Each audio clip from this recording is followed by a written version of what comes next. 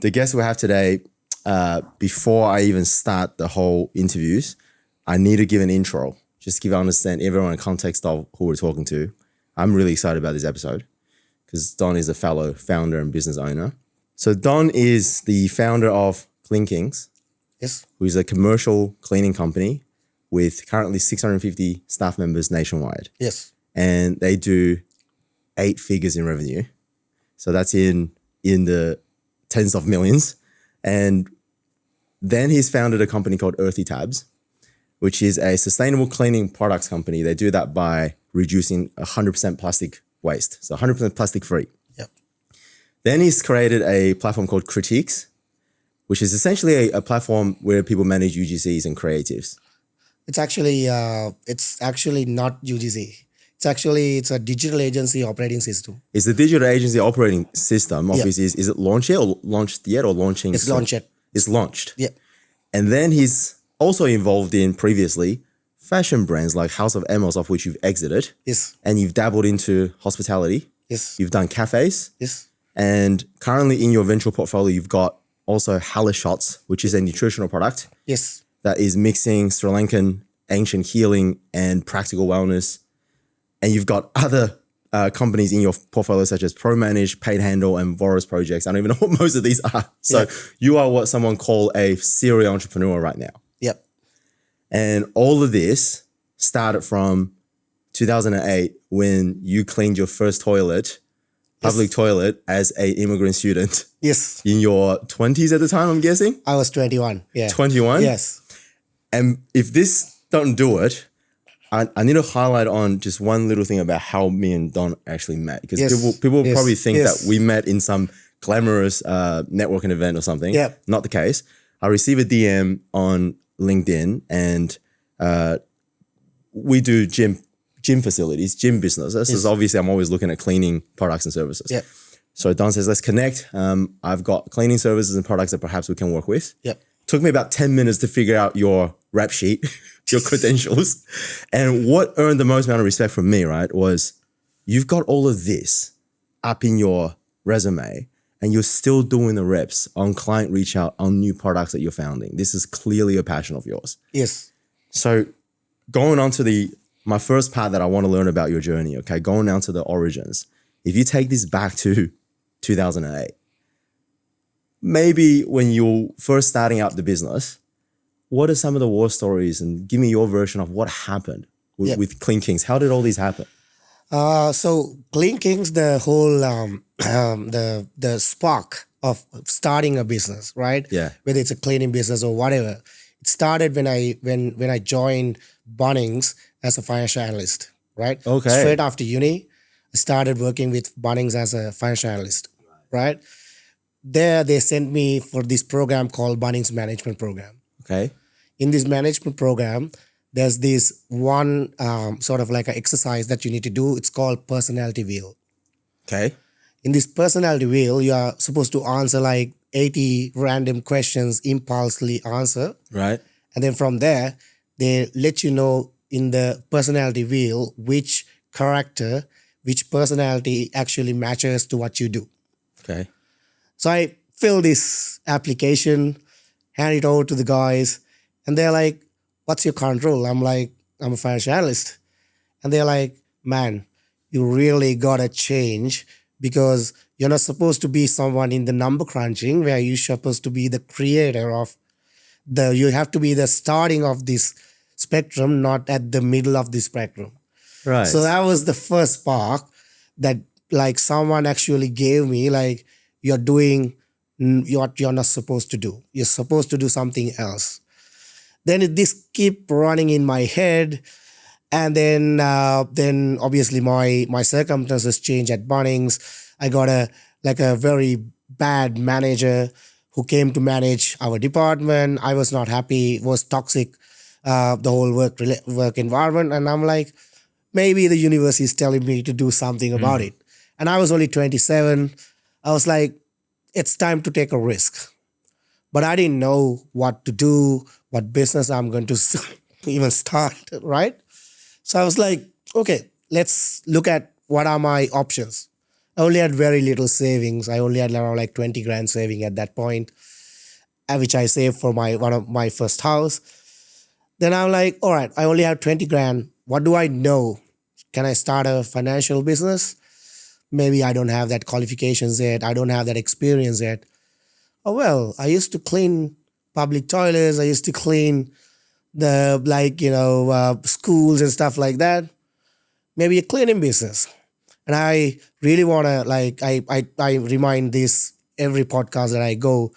So the guy who I used to work for, New Age Cleaning, Andrew Newman, I went back to him and said, hey, Andrew, I want to start a cleaning company. And he actually gave me all of his supply contacts, everything for me to go and start it. So even to the date, I'm not touching the government contracts and stuff like that because in respect for him, because that's the industry that he's in and I'm not going to touch it. Right? That's amazing. So that's the person that you worked for in the beginning? Yes. The public toilets, I did his contracts. Right? It's about, knowing where you start, know who helped you, and then, remember that not always, money is not always the thing. It's about, you remember where you come from, who helped you to get to where you're today. So that's amazing because most people think in this business side, especially in a traditional business, is this dog-eat-dog competition type of environment. Yeah. But the person that you work for supported you starting your business, of which now you're very consciously coexist out of respect for the person that helped you in the beginning. Yeah. That's amazing. Yeah. So back in those days when you first started, did you envision this is sort of what success is, or does it look completely different back then? No, I had no clue. All right. And then you asked me the war stories, right? Yeah. Well, I started, and for the first 18 months, we didn't have a single client. 18 months? 18 months. Wow. 0 clients. Wow, okay. Right? Because I didn't have any sales experience. I didn't know how to do sales. We tried so many methods. We went into door to door, printing leaflets and tried to go to speak to, different venues. Like we didn't know what to approach, how to approach, right? We didn't know how to price. We didn't know nothing. So it was like trial and error. Even like when I go and talk to Andrew didn't know the industries that I go in, how to code and all that as well.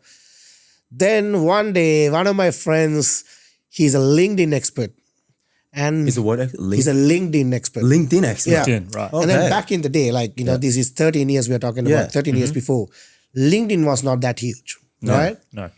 But he told me, there's a golden opportunity there and it's fast growing. Get into that very early and maybe you might be able to find people who might be your decision makers, who might be able to talk to you. So I was like, all right, can you teach me? So he sat down with me one day, created me a profile. He showed me how to do few things, how to engage with people. That was the start, right?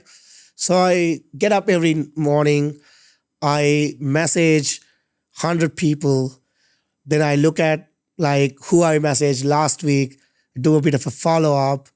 There's a feature in LinkedIn called InMail. So the people who don't accept you, I bought the premium and I then try to get into their emails by using InMail. After probably 18 months, that first person said yes was the Palais Theatre. Right? Oh, wow. Yeah. In St. Kilda. In St. Kilda. Right. Yeah. Wow. Still to the date our client, right? Wow. Which is now owned by Live Nation, which is the largest, entertainment company in the world. So back in the day, it was managed by Palace Management Company, right? Palace Theatre Management, actually. Yeah. So 18 months, I lived with Immigrant noodles and tuna packets. Wow. Right? I didn't have money to pay for my even rent. Even back in the day, my girlfriend used to pay my rent. Right? So the first 18 months, yeah, you had no clients in the first 18 months. No clients. What was it? So and everyone asked me to go back to to your job, back into your 6-figure salary job because you can't survive for 18 months. That's high time for you to find at least one paying client. That's even more. I didn't even know you had a proper corporate job at that time. So you were already earning good money to take the risk to earn nothing. I was working with Bunnings as a financial analyst. Oh my God. I left that cold and started this, believing in myself that, okay, I can pull this off. But then like 18 months, I didn't know how to do it. So what were you trying? So that whole 18 months, right? You were just trying to get clients for the entire 18 months. I was trying. Yeah, I was trying. So what keeps you motivated at month 17? Because I knew like if I hold on, if I keep on learning from my mistakes, if I keep on sort of like pushing myself, like one day I will get that first yes. That first yes, then I can turn into 5 yeses. Then I can use the references. I can leverage it. I knew that like that. I need that only that first yes, right? And even my parents like calling me every day and ask me like, go back to your job because this is not gonna. Yeah. This is not sustaining. Yeah. You're pretty much living like a beggar. Like this is not how we sent you to Australia to live like that. So I was like, yeah. But I had a hunch. I had a hunch that this could work. And the other thing is that I was kind of like stubborn also because there was another path as well. Like, I could have gone back to subcontracting. I could have gone into another cleaning company and get a subcontracting out of that. Yeah. But I didn't do that because I wanted to build a brand. I wanted to build my own brand. Yeah. And I was like really adamant about it. The thing that stands out to me is people don't like the 18 month of nothing. This is something that is common amongst stubborn entrepreneurs. Yeah. Because all of us. Yeah. I remember you talking about it the other day. Yeah. Fraser too. I mean, he got his first 1,000 views. Well, I understand when you get that first one, then you can conceptualize that can turn into 5 and 20 and 100. Yeah. But for 18 months, that's a long time. I got that a little earlier and I thought, then I could turn into something like even 100 could go to 1,000, could go to 100,000. But 18 months of endurance, that's a real test. Yeah, it tests you. But I think back in like even from my childhood, I'm a rebel. Hey, nice. I'm a rebel. Like when everyone goes to right, I go to left. That's me. I hope people are seeing something of a pattern with entrepreneurs. Yeah, it is. And kind of like what I felt like in those hardest times, right? Those are your lowest, I will say that's one of the lowest points in my life, right? And even that point, what I realized was that like if you can sort of like have that grit power and if you can sort of like have that, I believe that something could work because when you are so much desperate at that point, you figure it out, but you're not going to compromise your dream, right? You might change the plans, you might go different ways, but then you still stay on that route, stay on that journey, stay on that dream, right? How did you feel? So the thing that this is what I feel like as a business owner, where you talk about this 18 months, right? People imagine like this movie of a Rocky cutscene that goes on for 20 minutes. Yeah. But this is 18 months. Yep. So you'd have lows to the point where you feel you would be in your late 20s at the time? Yep. I was 27 and then 18 months means like nearly 29. You're 29 and then you left your corporate job of which your parents are all happy about. Yep. And you can't pay rent and your girlfriend's paying the rent and you, as a man, you want to start a business, you got this, the feel, what was some of the, because I experienced this during COVID where I lost our income. Yeah. My whole identity was just gone. I'm a loser. Did you feel moments where you were just like, what am I doing with this whole thing? Yeah, no, I felt the same. I felt exactly the same because I had to ask even to get a new pair of, let's say a couple of t-shirts. I had to ask my girlfriend to give me some money because I didn't have money, right? I was actually stretching that 20 grand over that 18 months and for the business expenses, business registration and stuff like that, it took me another 3-4 grand. So petrol. 20 grand paid for, you barely paid for your own living over the 18 months. Yeah. So the rent was covered by my girlfriend. So, phone bill too, it's a mess. You look like you were playing business. No money was coming. Yeah. It's really tough. It was really tough. So after 18 months when you made that first client, the Palais Theatre, How quickly did it accelerate from there? So 18 months, we had only one client. 24 months, we had 37. Oh, Nice. Right. So It only takes one. yeah. So That's exponential. Palais gave us kind of like the push that we needed. So what I did was at that time, like I realized, okay, now we have Palais. Okay, what I can do right now. So what I did as a strategy at that point was that, okay, I'm gonna conquer the village first. okay. Right? So I went into St. Kilda and I look at, okay, who are my target audience places. So I found like St. Kilda venues at that time, which is Republica, Captain Baxter, Onco. And then there's another one across the road, Esplanade Hotel, right? Prince of Wales Hotel, likewise. So then what I did was I started looking at these people. I couldn't find anyone in like any decision makers, right? Try to walk in, no luck. But then universe, how this plays, yeah, right? Your hard work, sometimes it kind of like come back to you. I'm a big believer in it, right? One day I get a LinkedIn reply from this my good friend to the date. His name is Craig Sher. He's the founder of Kikon Group, Continental. Okay. Yeah. Yeah. So he's Wow. massive, Yeah, right? Yeah, massive. At that point, he was running Armada Hospitality Group, and he's like, "All right, come to meet me at Beer Deluxe." So at that point, he was actually the guy who created Beer Deluxe, right? So went for a chat with him. He's like, he kind of like got, and I told him the truth. I said to him, I only have one client, but if you give me an opportunity, I'll prove it to you that we can do something. And then he's like, all right, I'm gonna test you. So he gave me the forest pubs that he had, which is in Albury. Had 3 pubs. And he's like, you want to take it? I'm like, definitely. So I took those pubs. I was going every day to like wake up around 3 o'clock in the morning, get to Albury by like 6:30, 6:45, clean the pub with me and my business partner. Then we come back until we found a team there. We found a team there after like 2.5 weeks to 3 weeks, set everything up. Then they had accommodation as well. They gave us the accommodation side as well for us. Then he's like really happy like that you took that challenge, because I didn't thought that you would take that challenge. How long was that period when he was realized, oh, this is good? Yeah. How long did that take? Nearly 1.5 months. 1.5 months. Yeah.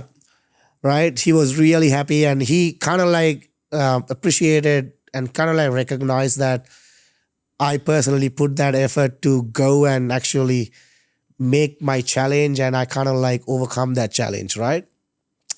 So he gave us the rest of his venues, all the Beer Deluxe chain for us. How many was that? So that's altogether like 9 venues, right? Okay. Then he's like, "Oh, so you clean Albury? By the way, my friend owns St. Kilda venues. Do you want me to hook you up?" I'm like, "Sure."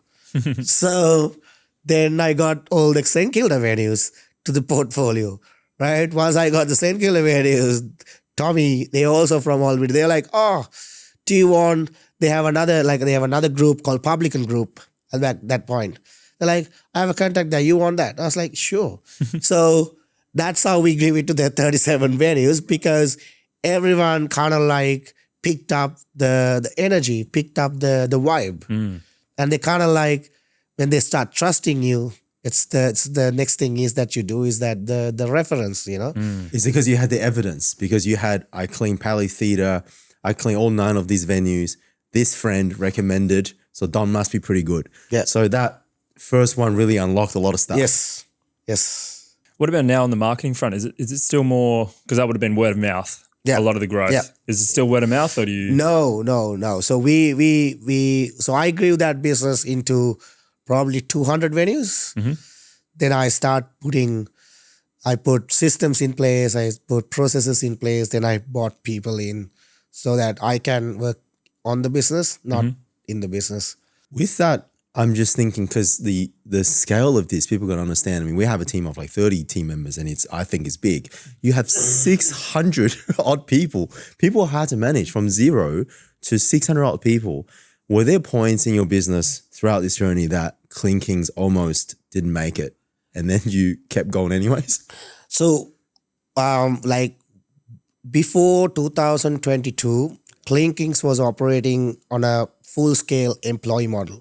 Right. Yep. So we had the proper structures, like we had a national operations manager, then we had different state operations managers. Under the state operations managers, we had the area managers. Then under the area managers, we had area supervisors. Then under the area supervisors, we had the cleaning team. You had a proper 3, 4, 5 level management. We had that. Yeah. Right. We had that entire matrix. Right. But then back in 2022, right, me and my business partner split the business. Right. Okay. Yeah. And I realized like I don't want to manage Clinkings as a traditional cleaning company. Okay.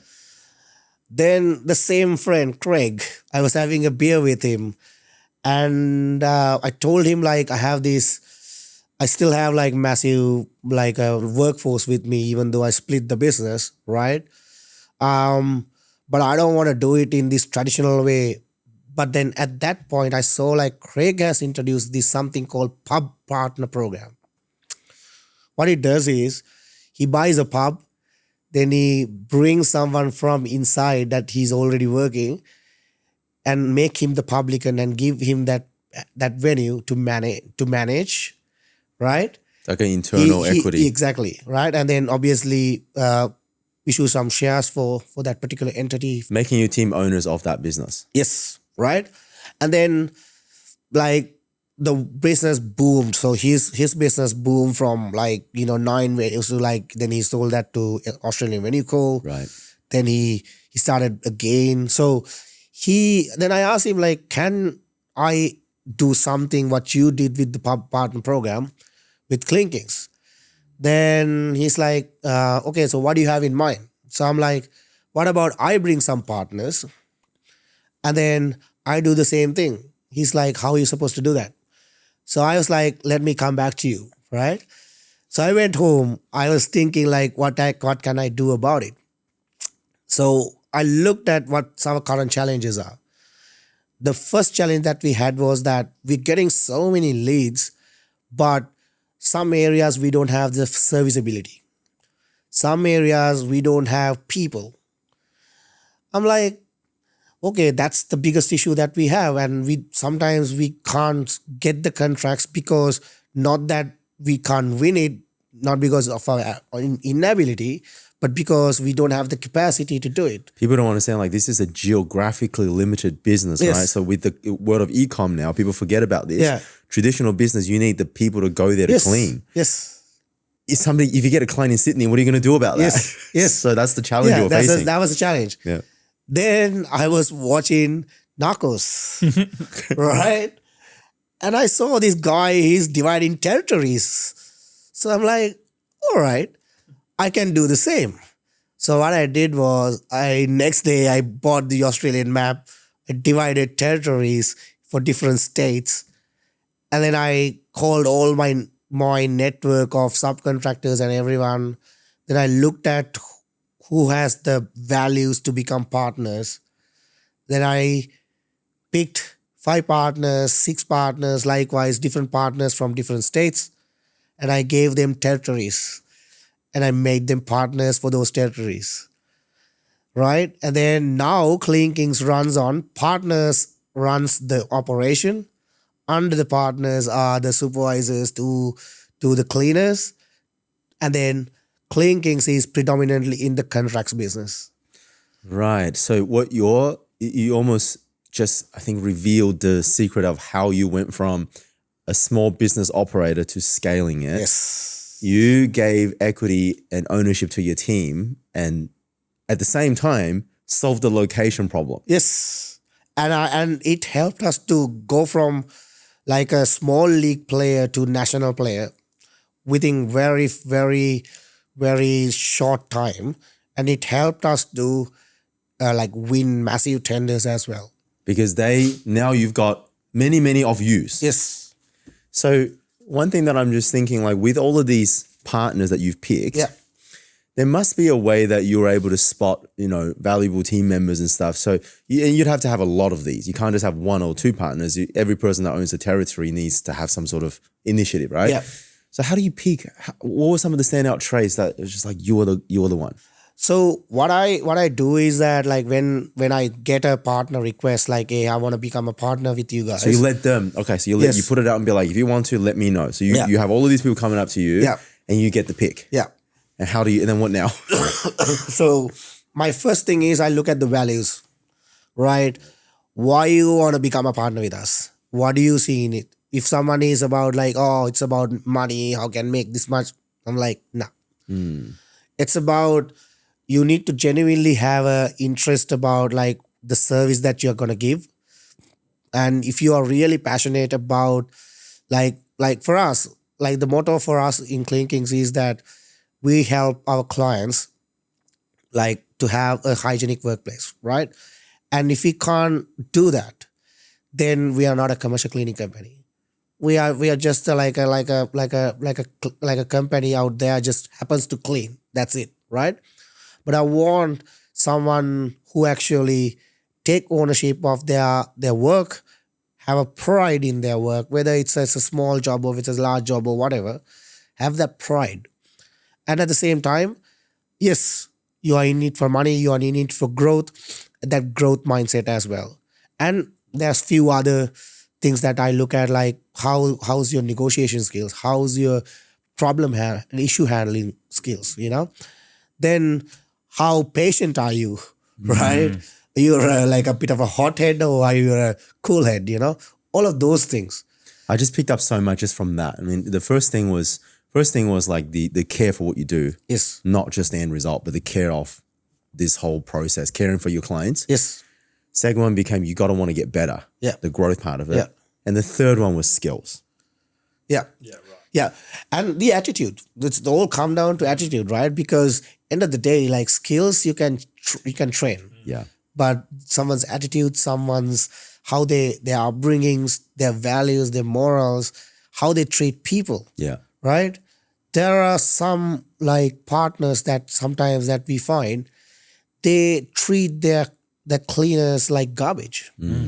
And for people like that, we don't deal with those kind of people. We get rid of them because the thing is, I used to be a cleaner, and cleaners are sadly the people who actually get the least respect in the society, right? And we even within our business, if we can't respect each other, then what's the point, right? So those values, those morals, how you treat people, those things very, very much align for us and which very much important for us. That is like the biggest challenge because, something Alex Hormozy says a lot is every business has that bottleneck, and for us, we are B2C, you guys predominantly B2B business. So the B2C part, the C part is hard. So acquisition of customers for the gym industry, people don't understand is quite hard. You get acquire these customers. But for Don, it was different. The customers are there. It's actually finding the right people, the recruitment of cleaning talent. We can find people that are passionate about fitness. I mean, we're all passionate about fitness. Yeah. But for us, it's keeping the people coming to the gym and discipline to do it. But for you, it was like you find the customers, but how do I get people to find passion about cleaning? Yeah. That must be a hugely challenging task. And you found 600 odd people that like to do it. Yes. So I didn't find it. That's the beauty. Right. My 21 partners did. Right? So you have the territories. Well, you find people from those territories, right? So it's empowering these 21 people, not 650 people, right? Yeah. So when I empower these 21 people, they go and empower these 650 people, right? So you created this huge recruitment network as well as built a business. Yes. That's amazing. Yes, it was hard. This is like, it's all smooth and talk right now. Yeah. Like even, let's say for an example, like with Sundays and Early Beach and all that, we didn't have a partner at that point for that area, and we got like a couple of contracts at that point. We were like, okay, what to do? Yeah. So I flew to Whitsunday. I went into... The Whitsundays? Yeah. Oh, wow. Early Beach. I flew there. Then I went to each and every takeaway shop. I was put in the notice boards that like cleaners and the wanted. Then finally, after like probably 3 to 4 weeks time, found a couple of people, flew back, interviewed them, then spent a bit of time with them, took them out for dinner, make sure that they can pull it off, then awarded them the contracts, then went back again just to make sure that they're delivering it. So like I'm just saying what one incident, one particular scenario, right? Millions of these, right? So all right, let's move on. Since we went on to this topic about during that building phase, what was the sacrifice? I think a lot of people that are looking in business, it's like, from especially on social media now, from zero to hero, they don't see this middle part of it, right? So can you, what did you feel like that during the building phase, you had to sacrifice like a work-life balance? Did you sacrifice relationships? And you were still relatively young at the time, late 20s, early 30s. You sacrificed a lot of social life. What was that like? I had a rule for myself, right? I'm not going to become a workaholic. That was my rule for myself, right? And one thing I wrote down when I wanted to become an entrepreneur was, I'm in it for freedom. When did you write this? At the very beginning? Very beginning. Wow, okay. Right? Okay. I'm in this for freedom, right? And you were right. Like when the business is booming, when clients are like asking you, hey, can you take up we have a few venues in Perth, you want to do it? You very, very hunger. You have that like, everyone's like, okay, there's opportunities are coming. You got to take this. You can't say no to everything. So I become a workaholic. I lost my freedom. I lost my work-life balance. Even though how hard I said I was, I become a prisoner of my own company even. When was that? So what phase was that? So this is from 2000. So we started Clean Kings end of 2012. Then 2018 is where I kind of like stepped down as the CEO and put the CEO in place. So between 2013 and 2018, I was pretty much showing up to work every day, even on Saturdays, even on Sundays. If I'm working on a massive couple of tenders, well, Saturday, Sunday, sometimes midnights, sometimes only 2 hours, 3 hours sleeps. Your relationships are trembling, right? So it's all was there for me, right? But at one point, I realized like I was a prisoner of my own company, right? Even though I wanted to get out of that rat race, I still in my own rat race, right? That's the reason why I actually stepped down as the CEO and left the role, but I still sit on the board. I still be the person who actually set the direction of it. I'm going to go on the how-to because the how-to is a big part. Yes. You know, you go from here and just, that's obviously a thing on its own. But I mean, I could relate to that so much, but it seems like that you figured that out so quick. I mean, relatively quick, I still think. I mean, 2018, you're what, 6-7 years into your business journey, you figure that out.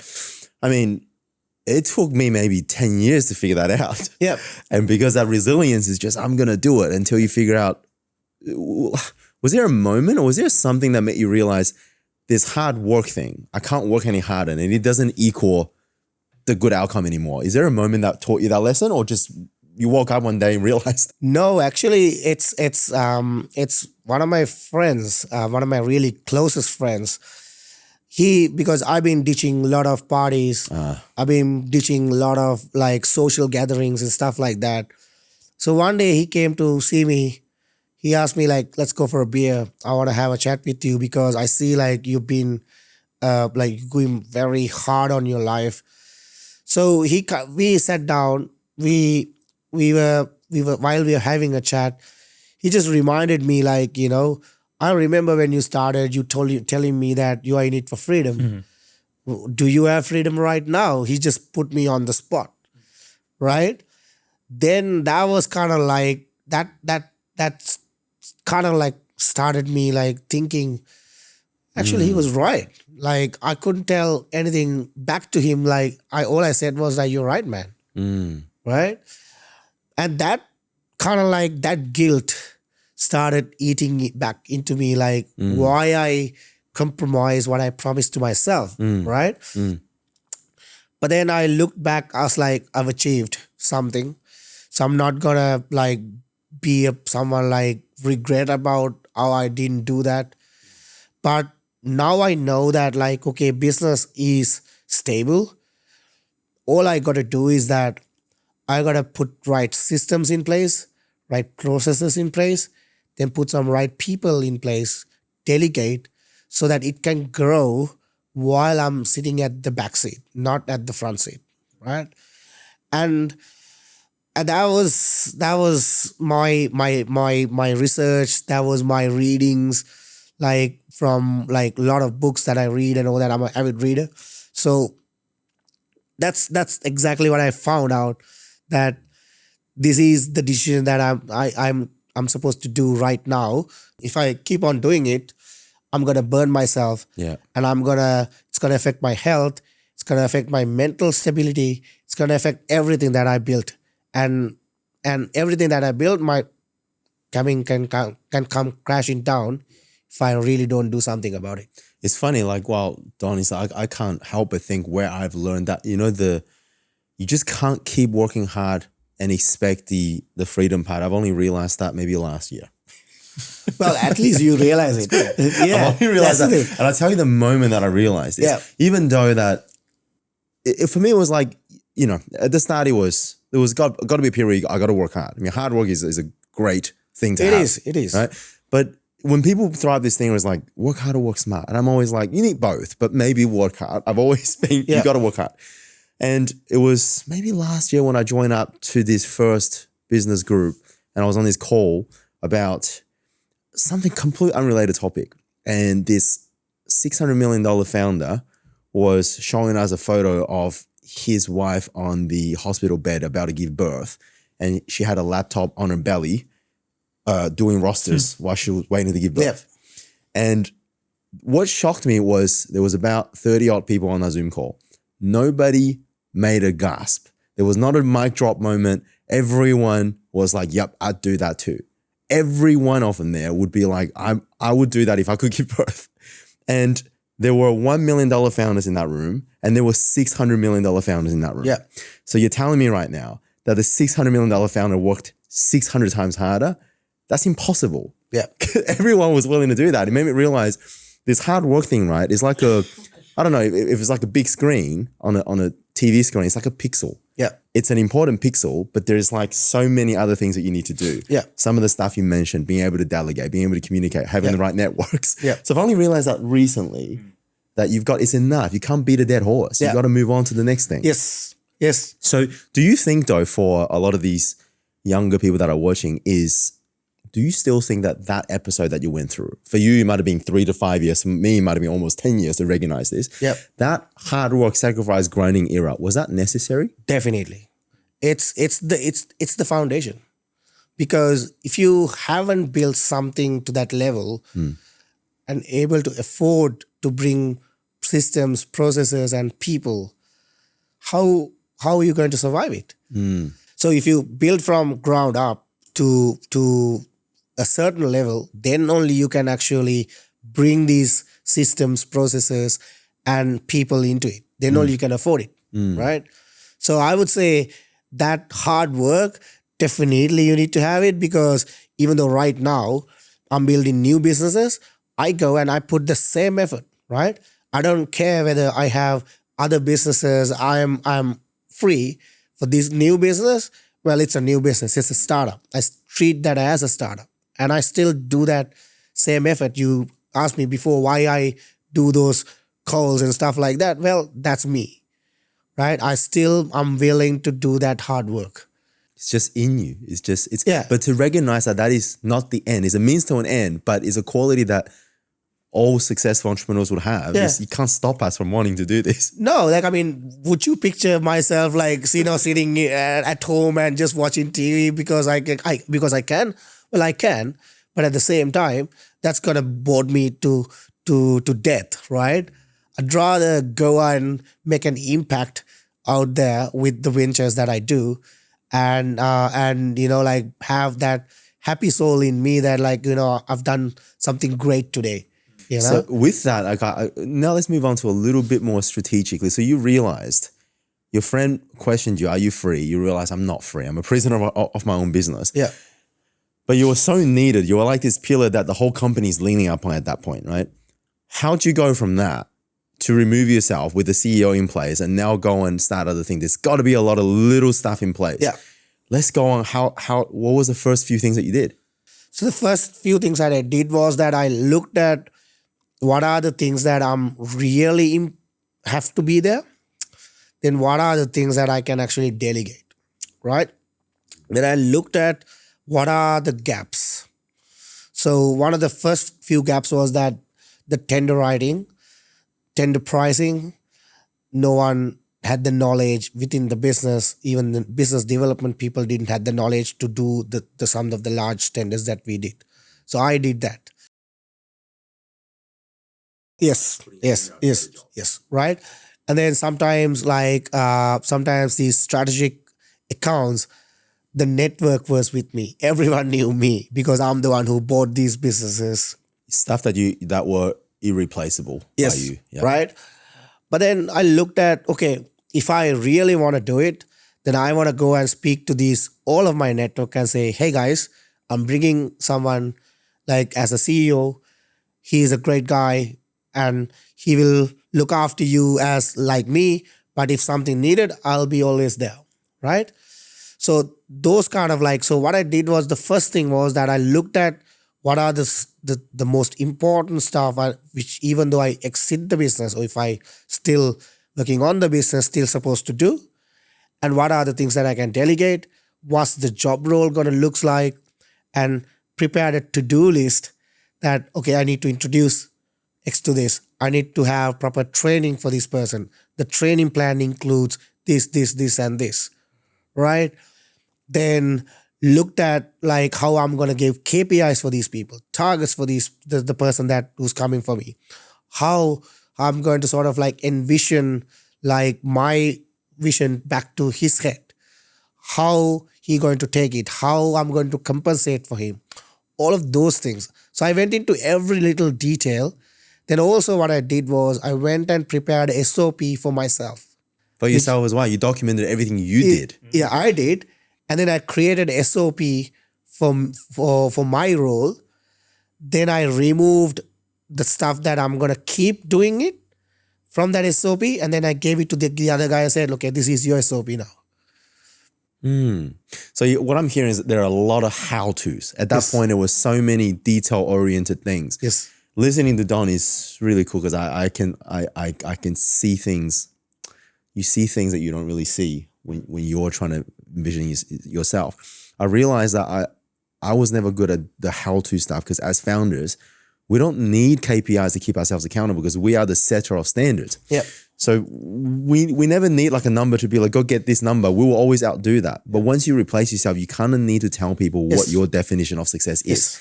That's what those SOP do. Pretty much tell them how you want your job done. Yes. How long did that take to do all of those processes? It took me 6.5 months. 6.5 months. And you were actively just working on this? Yeah. Yeah. At that point in time, did you feel like that you were saying no to a lot of jobs? Was it hard to do that? Was it hard to put yourself away? No, see, at that point, I'm still grinding, right? I was still working hard at that point because I knew I had to double down hard work because I'm trying to get my freedom, right? So I knew I have to work twice as much as hard right now so that I can pull this off as fast as I can. So once I pull this off as fast as I can, then I have my freedom. You're almost working twice as hard at that time because you had to work and create the SOPs at the same time. Yes. I mean, if it's right now, there's so many like AI tools and stuff like that now you can use. But back in the day, back in 2018, you have to type everything. You have to like right now you can just do it within like 10 minutes. Put all your stuff in ChatGPT. They'll do Exactly, everything like for you. Yeah. So Oh, wow. we didn't have that privilege at back in the day. So everything was manual. But I think when you look back, it's fun, like I never complained about it because what I did was I determined myself like I'm gonna do it. I'm gonna find someone, but at the same time, I'm gonna allow the person who's coming as the CEO to play by the way that how he want to do it. I'm not going to do a micromanage like a role, because if I'm going to do micromanaging the CEO, I will never have my freedom, right? So in my mind, I allowed a little bit of time, a little bit of sort of like thought process. I'm going to allow this person to make some mistakes too. Did you train up an existing team member to take that role? I brought my head of business development to become the CEO, right? Yeah. He knew about the business, so he was okay. But he might be doing little here and there mistakes, right? But I didn't like at on his shoulder and correcting them. No, I wanted him to learn from his own way so that he's grooming into a role which is Madhushankar, right? So he's great, right? I trained him for 7 months, 8 months, but he picked up really well. And I gave him some vested shares so that he can actually now own a piece of the business, right? Then make it up his own business now, right? And then I slowly start stepping back. So it's not a day one, day two. It was 7 or 8 months. It was gradually you do it with him and a little bit better each day, each month. Yeah. And then you let go a little bit more. Yeah. So over the course of, by the sounds of it, the best part of a year, it took to get yourself out. Yes. It took 6 months to build a system. Yeah. And another 7 to 8 months. Yeah. Wow. Okay. So this whole process took over a year. Yeah. More than a year. More than a year to do. Yeah. Did you then, so we went through, I'm just thinking about the phases. You went through a no client phase, this building phase of the business. And then you went through this grind, super hard grind phase of the business. Then you went through this delegation phase of the business. Are there anything else that I'm missing? What were some other ceilings or things that you had to punch through? So COVID was the biggest ceiling that we had to punch through. Right. Okay. Right. So overnight, right, I still remember the date, 2020, March 30th is the date. Yeah. Right. For me, it was the 23rd. I remember clearly. Yeah. So, which is all the pubs closed down within one call. At that point, Clinkings had 90% of the portfolio is hospitality. We were doing around probably 400 plus venues at that point. Oh, I can't imagine. And we the rest 10% we had was some warehouses and some childcare centers and some that's it. And we were geez, what we gonna do about right now? 100 to 0 pretty much. Yeah, right. Are we getting calls from at that point we still was an employee model, right? So everyone was calling us. Oh no. State managers are calling us. What we gonna do? So I'm guys, give me a break. I need to think. So I locked myself in my house. I switched off my phone for 2 weeks. I started drawing in my whiteboard what I'm gonna do, right?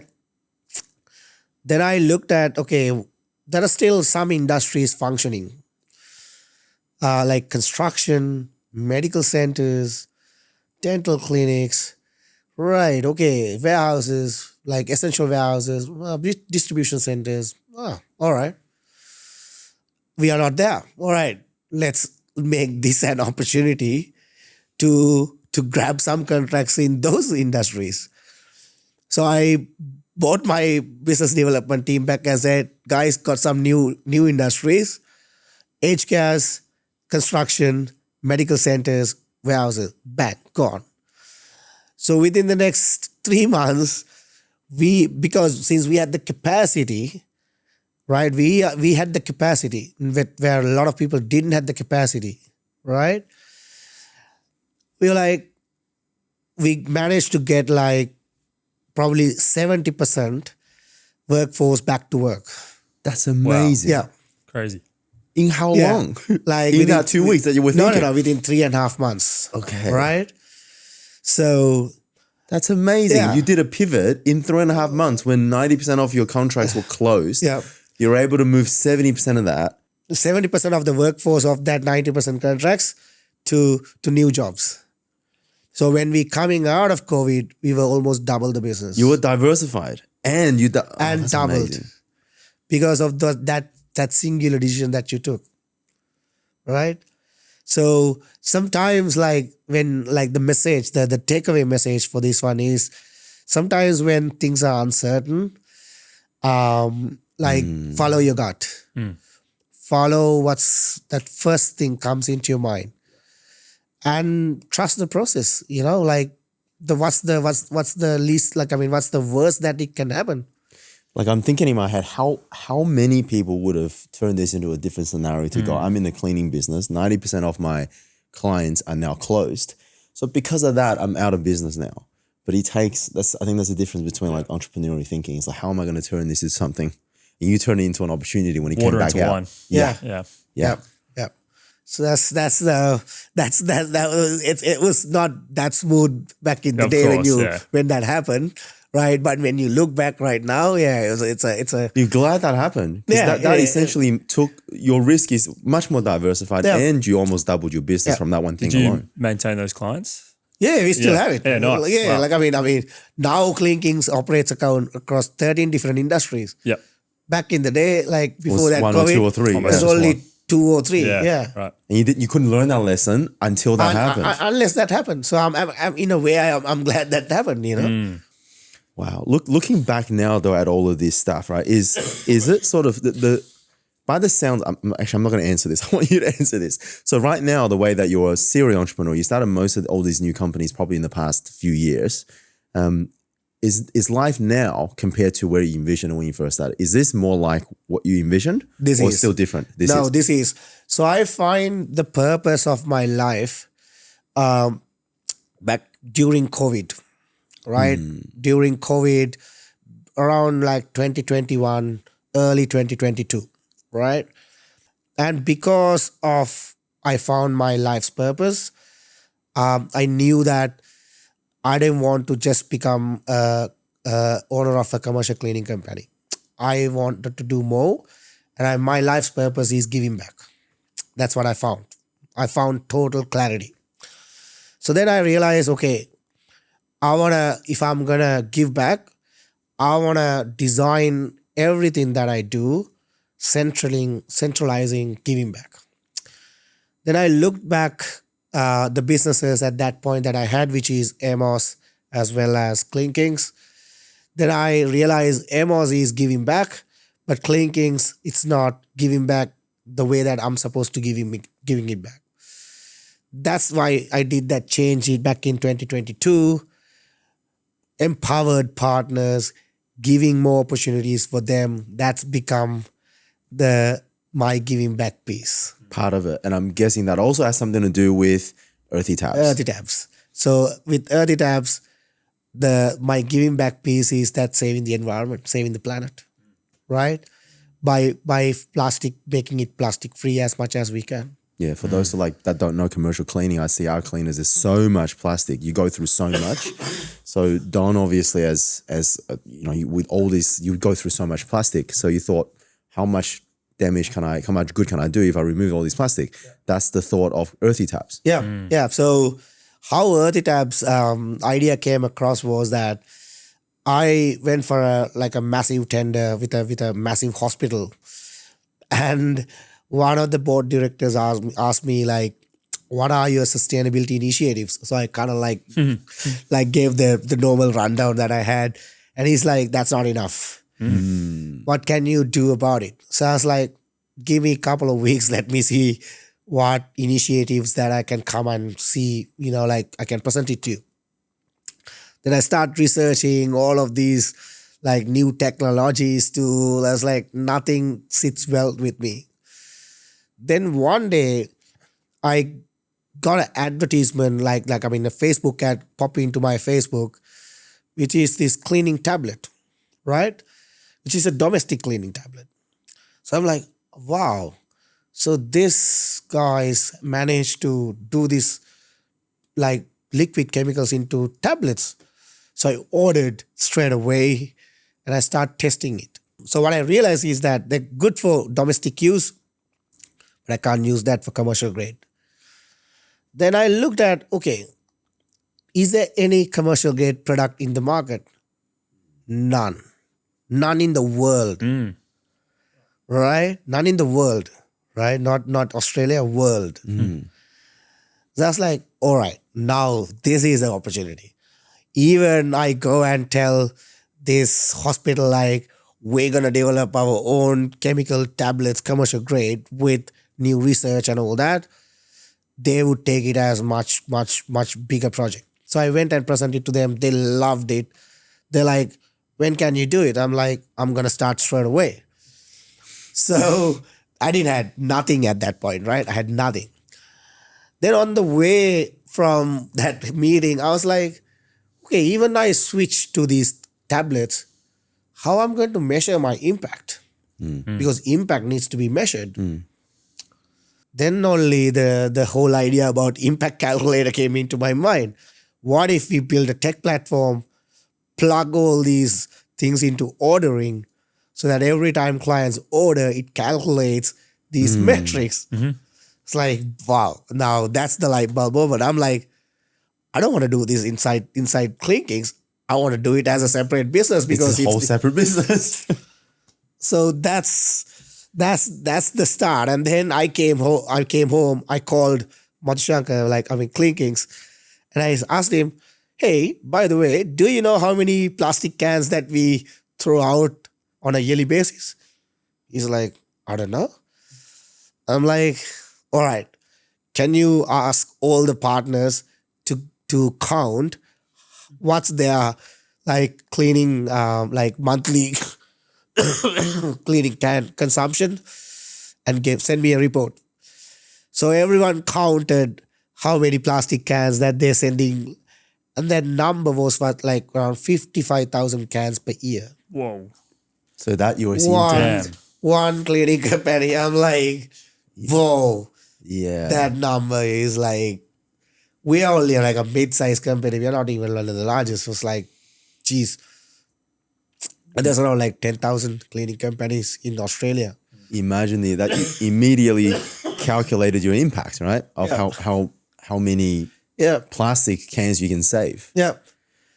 Wow. It's not, then when we dig it into the question more and more, it was not only just plastics. It's waste, it's space, it's CO2 emissions because you're shipping water, right? It's more energy consumption, more water consumption. I was like, okay, this now not just a plastic problem. This is a whole different environmental problem, right? So that is the kind of the light bulb moment. We started Earthy Tabs, which is back in, we started the whole idea in 2024 December, and we launched the last year November. Just now launched. So Just it took now. a year and a bit to get this concept. We actually launched within 11 months. 11 months. Whoa. 11 months. Quick turnaround. Right? So we went and hired a chemist. We developed our own chemical formulations, found a factory who can manufacture for our specifications and all that. We are fully, hack up ready, everything. So it can be used across a lot of industries. And we have a lot of people piloting at us at the moment. A lot of distribution people are asking us to come and give it to them. A lot of big companies are now actually asking us to come and help them to because we are not just a chemical tablet anymore. We are a sustainable reporting as well now. We are ESG reporting as well now. Yeah, right. Okay. Wow. So this is I'm listening this. Sorry, I get excited because I think Don you're a few years ahead of me in age as well as stage of business, and I hear this and I immediately go to this. You are now in inspiration phase, not desperation phase. Yep. So you recognize that desperation phase. You got out of that. It's what opened up now the freedom to inspire and do things because you want to, not because you have to. Yeah. Is it? So if you were still busy running the day-to-days, there's no way you would have the capacity or even idea to even think about this stuff, I'm guessing. No. So so tell me about that. Is it so how did all of this, did it just come at the same time where you put in the new CEO in place and a couple of months after your brain starts to work and then new opportunities come in? Or did you have to actually be free for a little while? What did that look like? So it all started when I found my purpose, right? Then I realized my superpower is actually coming out of these out of the box ideas. So that understanding of your superpower and understanding what's your purpose in life kind of helped me to sort of think, okay, what I should do next, right? So I put a framework, which is the 6 Silo framework. What's the problem that you're going to solve, and is that problem a worthy problem to be solved? That's the first thing that we ask. The second thing is, what's the impact? If there's no impact, we won't even touch it, right? The third thing that we look at is scalability. Whether it's a geographical scalability, whether it has the industry-wide scalability, do we have that potential, right? The fourth thing that I look at is barriers to entry. So one of my passions is that I want to create the world's first, right? So if you look at Critiques, it's the world's first digital agency operating system in the world. If you look at Earthy Tabs, it's the world's first commercial cleaning tablets, with a powerful impact calculator at the back, right? So it's my passion now is to create the world's first. So I love blue oceans, right? So that's my fourth framework. And then the fifth one is that significant upside for my investment, right? Significant upside for my efforts, right? But that significant upside for my investment comes as the last. So my first thing is this problem is worth solving and does it make a good impact? I'm going to write this down. I think that's gold over there. So this is something that you learn off someone or something that you came up with during that This period? is throughout my entire entrepreneurship journey, my knowledge, my my readings and all that. I listen to a lot of podcasts. I listen to a lot of motivational speeches and all that. I read a lot of books. So these are all what I got fed throughout my entrepreneurship journey. Some of them are my learning. But I wanted to create something of unique for myself. And this is what the framework is. And this framework, is this what excites you now? Yes. This is your next thing? Yes. So basically 6 Silo, I'm turning it into my venture studio. So, and obviously down the track, we will be turning that into a VC. And when I turn that into a VC, the philosophy of 6 Silo is that we create purpose-driven brands driven by its communities and giving back to its communities. So if you look at Critiques, we give time for digital people. Saving time for digital people is what we do at Critiques, right? By giving them the right tools, right? And that's giving back time is for that community is our purpose. Earthy Tabs, right? The same thing, right? Purpose-driven, saving the environment. Run me through these steps. Number one is impact. Number one, you can say impact. Yeah. Say impact. Let's run that through again. I feel like the 6 Silo is your new philosophy. Yeah. Let's run that through again. The just in words. So the first one is when I look at starting a new business, I look at is there a problem to be solved? Problem to be solved. And is that problem worth solving? Problem to be solved, and is it worth solving? Yeah. Second one is does it make a good impact? Impact. right? Yep. The third thing is scalability. Can it be scaled? Whether it's geographically scalable, whether it's industry-wise scalable. Yep. Number 4 is barriers to Barriers to entry. Yep. right? The fifth one is significant upside for my investment. Upside for investment. Yeah. Is there a 6? This is 5 of No, them. 5. 5 of them. Yep. That's it. Brilliant. Now I'm going to drill this in my head. I'm going to use your framework. Oh, and do a bit of man, thinking. by all means, because end of the day, like if you follow that framework, like you're gonna do good, and doing good to the world, I'm more than happy, if that can happen. Yeah, it's very interesting because the first 4 almost make number 5 guaranteed. Guaranteed. Yeah. It's guaranteed. That's really interesting. So if I really look at Six Silo, if you look at my website, I've written very carefully there saying profit and purpose can coexist. Right? Yeah. And I'm a firm believer in that, because when you go after just profit, you lose yourself, and you lose, even the business loses itself, because it's about money. There's no real value. There's no real sense in that business, right? What I see now when I build these purpose-driven brands is that when you talk about your purpose to the right people, you get more business out of it, because your intentions are pure. Your intentions are doing good. There's a giving back portion to different communities, and people really want to support you. People really want to like help you to get to your goals, to your like targets. Being a part of that story. Being a part of that story, and I felt like that part is very important.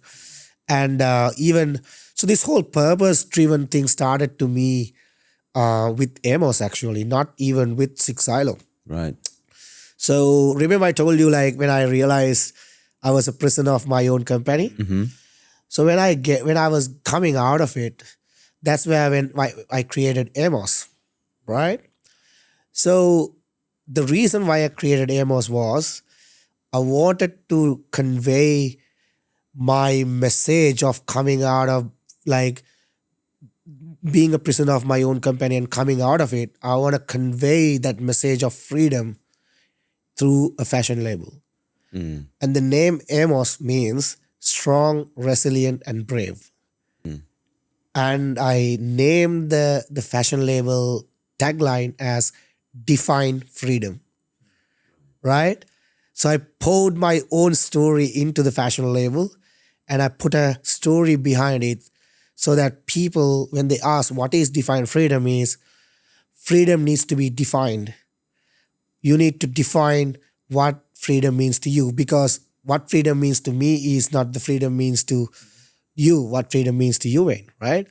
So if you know what freedom means to you, it helps you to achieve that freedom much more faster, much more quicker than not knowing what freedom means to you. So that whole message and that whole slogan and everything, that whole message, that whole story is the success of Amos. You created clarity during those COVID years. So you were able to put down, most people, if you ask them what they want, they have an idea of it, but they can't put it down as clear as you're able to. So once you understand that clarity, it creates that path. Yes. So that's where the purpose-driven comes from. Yeah. Well, if you want to give, we had this sort of the later part of it, of this journey I want to go through. So if you were to, you now being a serial entrepreneur and somebody that's built a company and scaled a company and trying to do multiple other companies, and is now living the life, that he once imagined. If you were to go back and give the, I guess, when you were between 1 to 5 million in revenue and an operator, what is something that you tell them to stop doing, and something that you tell them to double down on at that time? Maybe yourself 5-6 years ago. Stop doing everything by yourself. That's the first thing, right? Because I wish I knew working on the business concept sooner than I did it, right? Because like alone you can go steady and all that, but like with people, with the team, you can go faster, you can grow faster, right? So learn the delegation, learn the mastery of delegation. Because delegation is not like, hey, give someone a work and let them do it. But first asking them, do you want to do this work? Ask them why you want to do this work. What are you supposed to get out of by doing that work? What is that work going to make you happy? If that's the case, then delegate it to that person. That is the right person to delegate.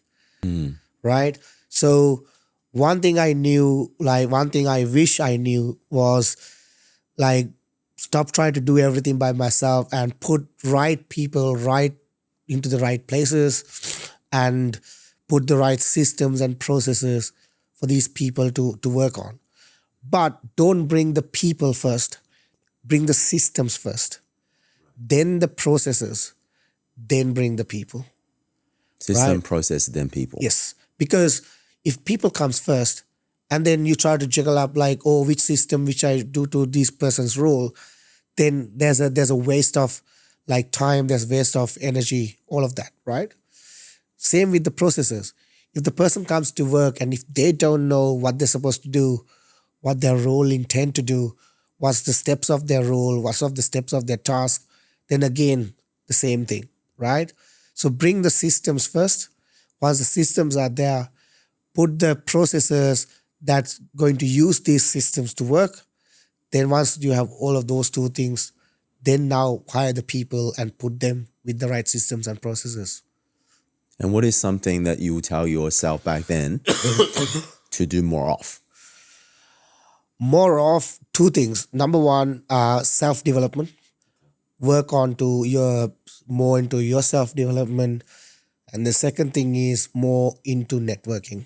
What does that self-development look like?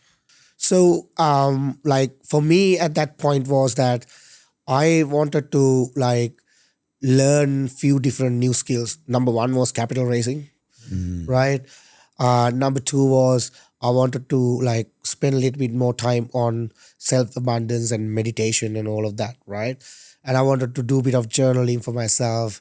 Likewise, so I like with my busy life at that point, sometimes some days I meditate, some days I don't, so I didn't have a consistent sort of like a behavior, right? But what I wish I would had was like, yes, if I can get to those ones, perfect.